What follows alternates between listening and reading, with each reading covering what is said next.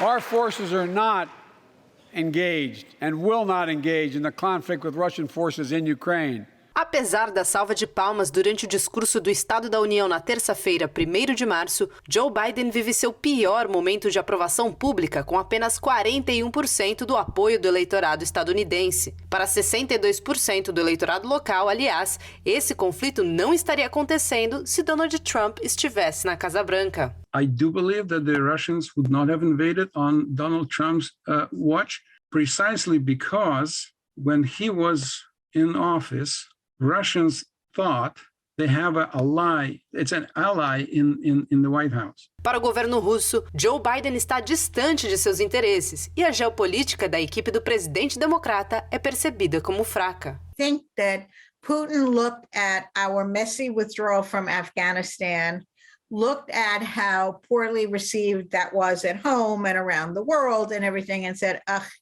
America's weak, it's sort of on its last legs, that kind of thing. The debacle in Afghanistan, that the United States looked weak, uncomposed, unwilling to put up fight when it matters. I think it was a big mistake for US to stay in Afghanistan for so long, but it was certainly not destined to exit with a wimp rather than what it could have been done. Right after what happened the following months, Russia started to move troops to the Ukrainian border. So rhetoric was good, but it was not taken seriously by the Russians.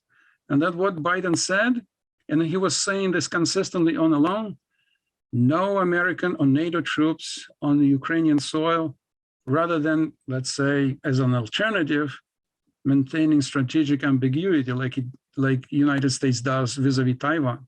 Essentially, it's a green light. Like, whatever you do, we're not going to interfere.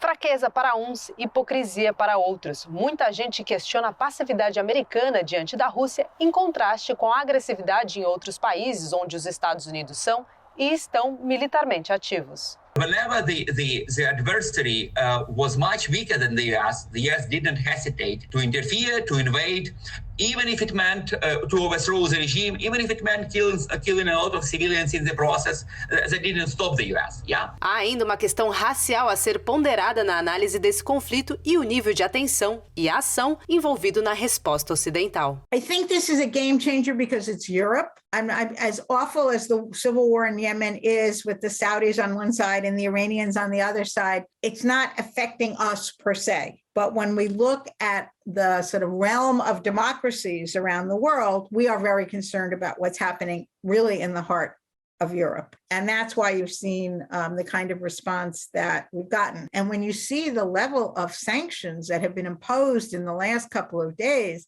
I never could have anticipated that, because it is going to hurt both the US economy. It's certainly going to hurt the European economies, who trade much more with Russia than the United States does.